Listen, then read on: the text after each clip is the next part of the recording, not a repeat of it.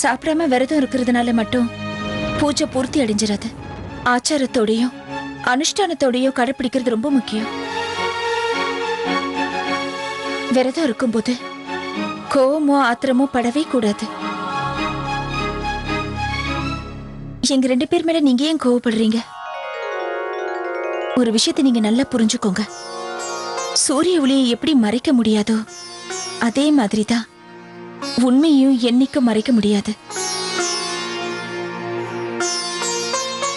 இவர் ஒரு மகா பண்டிதர், நான் இவரோட மனைவி மகா பண்டிதினி.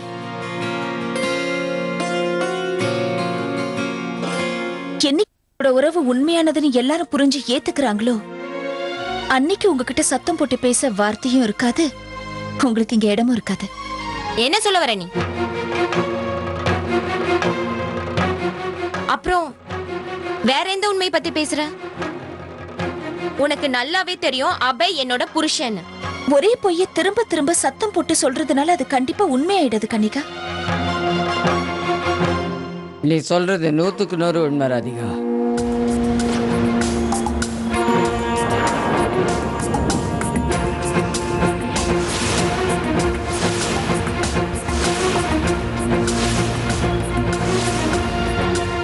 எவ்வளவுதான் பொய்ய முயற்சி பண்ணாலும் உண்மையா மாற்ற முடியாது. இந்த நேரத்தில் நான் உனக்கு ஒரு சின்ன எச்சரிக்கை விடுறேன்.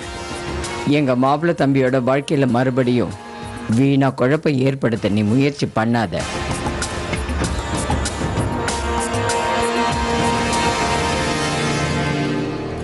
கன்னிகா, நீ எதுக்காக வீணா குழம்பிக்கிட்டு இருக்க? நம்ம மாப்பிள்ளை தம்பி மேல நம்பிக்கை வை. அவர் இந்த கலியுகத்துல பிறந்த ராமர். அவரை யாரு என்னதான் மயக்க முயற்சி பண்ணினாலும் நீதான் அவர் பொண்டாட்டின்னு அவருக்கு நல்லாவே தெரியும்.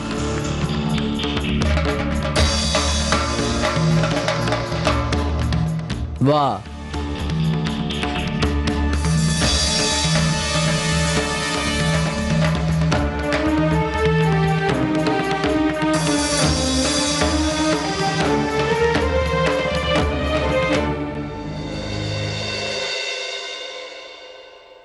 வாவ், அற்புதமா இருக்கு.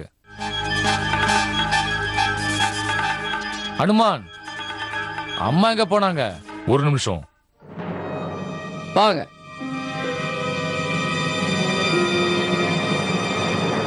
என்னம்மா, என்ன நடந்தது? இப்ப என்ன பண்ணாவ? கேளு உன் தங்கச்சிக்கிட்டே. எத்தனை தடவை எப்படி நடக்கணும்னு நான் இவளுக்கு எடுத்து சொல்லியிருக்கேன். இங்கேருந்து போய் சண்டை போட்டுக்கிட்டு இருக்கா அவகிட்ட. அம்மா, நீங்க அங்க பாத்தீங்களே ராதிகா என்ன பண்ணிட்டு இருந்தான்னு? அவ என்ன பண்ணிட்டு இருந்தா? தேவாவோட பொண்டாட்டி நாடகம் ஆடிட்டு இருந்தாளா? உண்மையான பொண்டாட்டி புருஷன்கிட்ட பேசும்போது நாம அதை பார்த்து கோவிச்சுக்க முடியாது. நான் உனக்கு எதுக்கு அனுப்பினேன்? எதுக்கு அனுப்பினேன்? கடவுள் கிட்டையும் அபைக்கிட்டையும் ஆசீர்வாதம் வாங்கிட்டு வரேன்னு சொன்னேன். என்ன செஞ்ச நீ? நீ போய் அங்க சண்டை போட்டா எல்லாமே மாறி போச்சுன்னா நான் என்ன செய்யறது? நான் சொல்றதை நல்ல கவனமா கேளு கனிகா.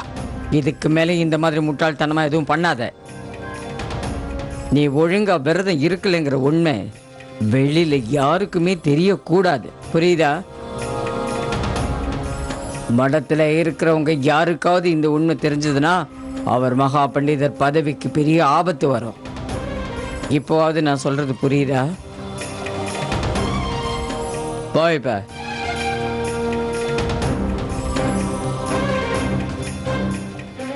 சரி ஜானி. Yes papa. நாம மடத்துக்கு கிளம்புற நேரம் வந்துடுச்சு. சரி, சின்ன மருமக எங்க?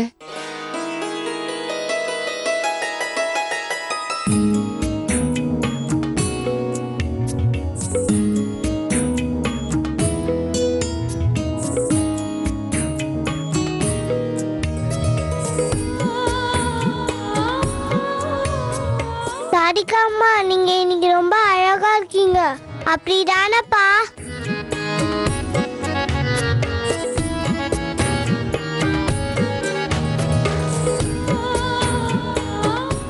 தீபு, வாப்பா, நம்ம 2 பேரும் போய் கார்ல உட்காரலாம். பாட்டிமா, நான் பூஜைக்கான வஸ்திரத்தை தயார் பண்ணிட்டேன், சரியா இருக்கான்னு பாத்துக்கோங்க.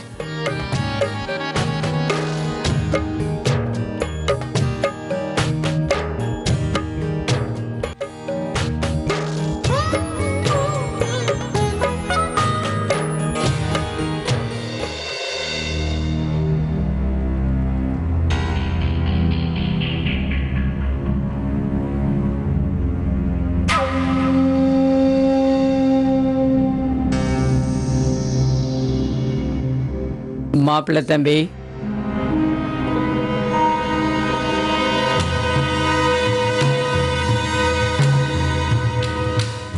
நீங்க மடத்துக்கு தயாராகி போகும்போது கனிகாவும் உங்க கூட வரப்போறா. பாவம், முதல் தடவையா விரதம் வைக்கிறாள், அதுவும் அன்ன ஆகாரம் இல்லாம.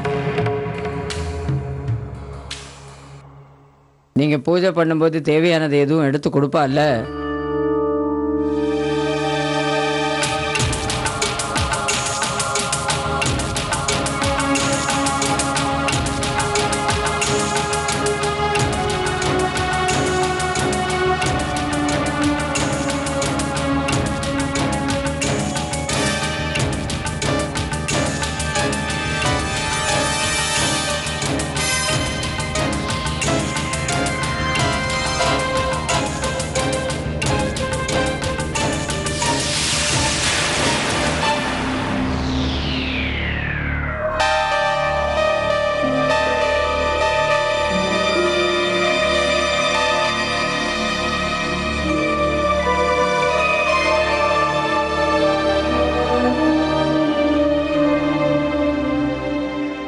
அது கொஞ்சம் மயக்கமா இருக்கு.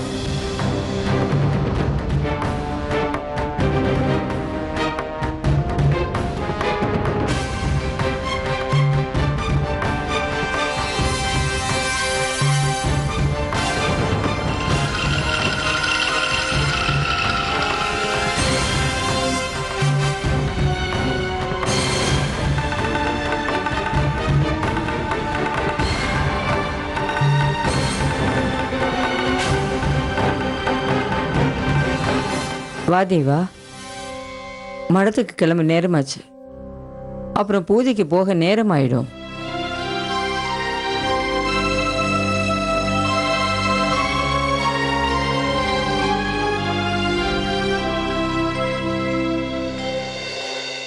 ஓம் பூர்புவஸ்வஹ தஸ்ஸவிதுர்வரேணியம் வர்கோ தேவஸ்ய தீமஹி தியோ யோ நஹ பிரச்சோதயாத். மகான்ஜி, மகா பண்டிதரும் அவருடைய மனைவியும் எங்க காணோம்? வந்துருவாங்க, இதோ வந்துகிட்டே இருக்காங்க.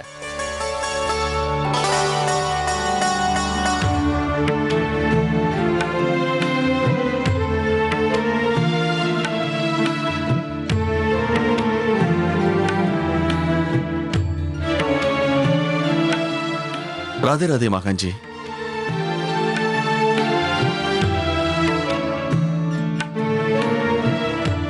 இவங்கெல்லாம் யாருன்றத நீங்க சொல்லவே இல்லையே.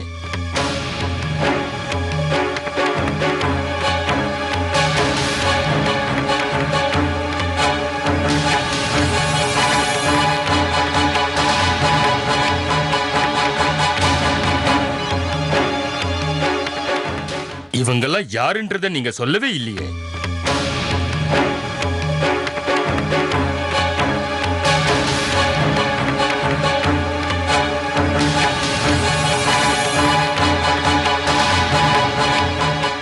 இவங்க இங்க தூரத்து சொந்தக்காரங்க.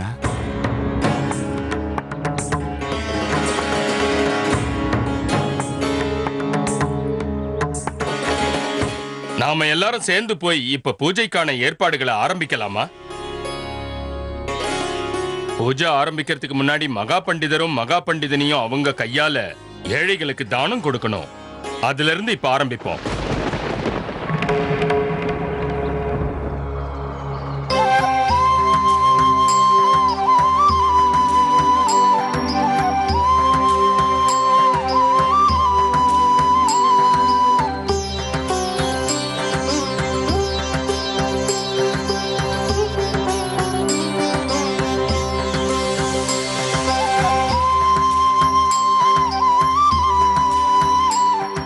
இந்த பொருட்கள் எல்லாத்தையும் தேவைப்படுறவங்களுக்கு கொடுத்துடுங்க.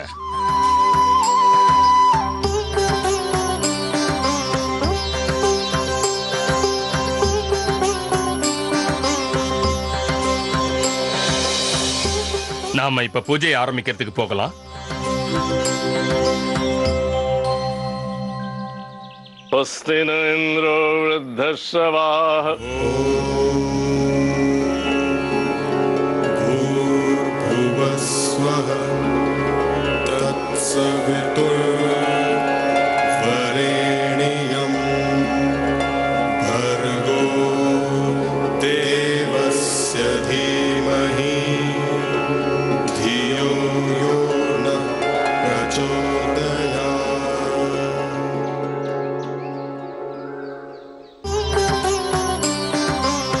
ரொம்ப நன்றி கண்ணா.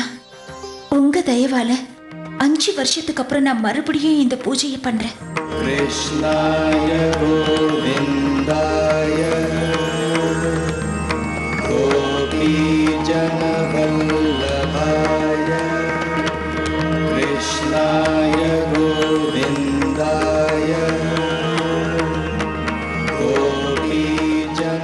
இந்த பூஜையோட விதி என்னன்னா, கணவனும் மனைவியும் சேர்ந்து கொஞ்சம் மண்ணை எடுத்து கண்ணனோட சிலையை செய்யணும். அதுக்கப்புறம் அந்த சிலையை வச்சு பூஜை பண்ணணும்.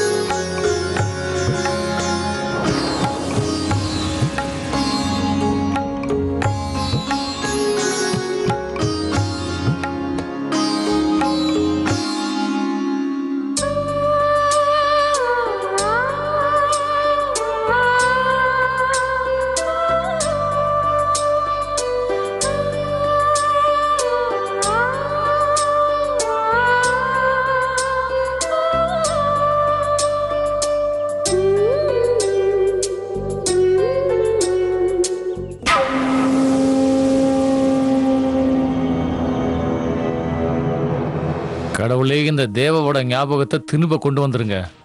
அப்படி அது மட்டும் நடந்ததுன்னா நான் உங்களுக்கு தங்கத்திலேயே கொடை செஞ்சு கொடுக்குறேன். எப்படி நடக்குதோ அதே மாதிரி நடந்துகிட்டே இருக்கட்டும் கடவுளே. நீங்க 2 பேரும் சேர்ந்து சிலைய ரொம்ப நல்லா வடிவமைச்சிருக்கீங்க. இப்ப நம்ம பூஜையை ஆரம்பிக்கலாம். இன்னைக்கு முதல் நாளா பகவானுக்கு பால், தயிர், தேனால அபிஷேகம் பண்ணுவாங்க.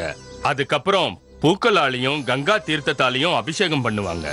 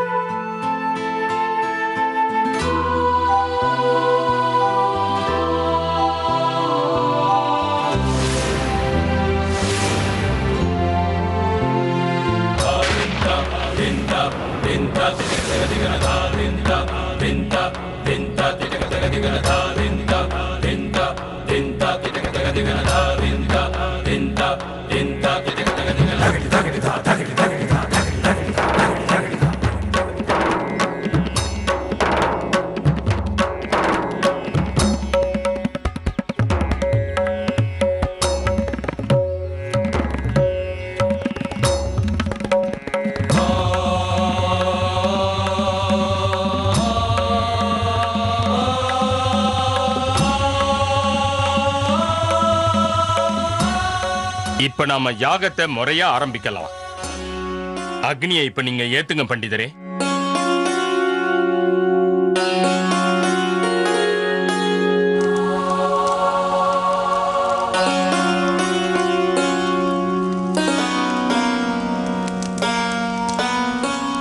ராதிகா, நீங்க அந்த குங்கும சிமிழை எடுத்து தேவா கிட்ட கொடுங்க.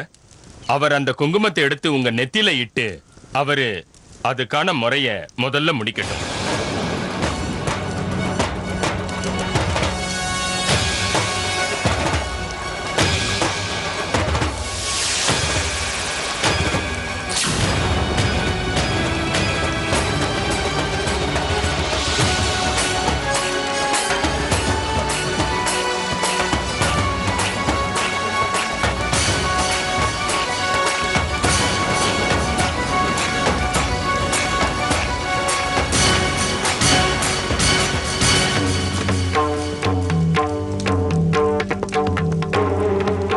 माताराम जी,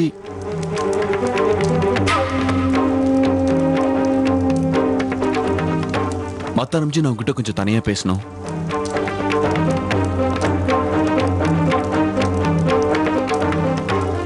மாத்தாராம் ஜி,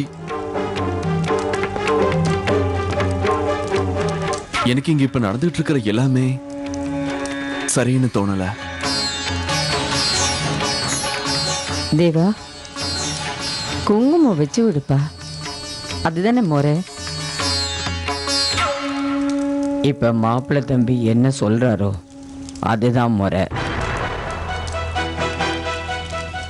வேற யாரோ ஒரு பொண்ணு நெத்தியில மாப்பிள்ளை குங்குமம் வைக்கிறது நல்லது இல்லை. அது தப்பாகும்ல.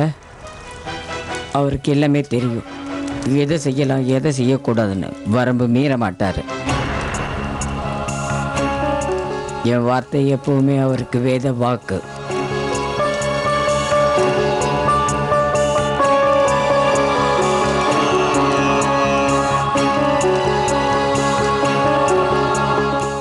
தேவா, நீ எதுவுமே பண்ணாம இப்படி யோசிச்சுட்டே உட்காந்துருந்தா அது விதிமுறைகளை அவமதிக்கிற மாதிரி ஆயிடும். நம்ம மானத்தை காப்பாத்த பூஜை நீ ஒழுங்கா பண்ணணும்.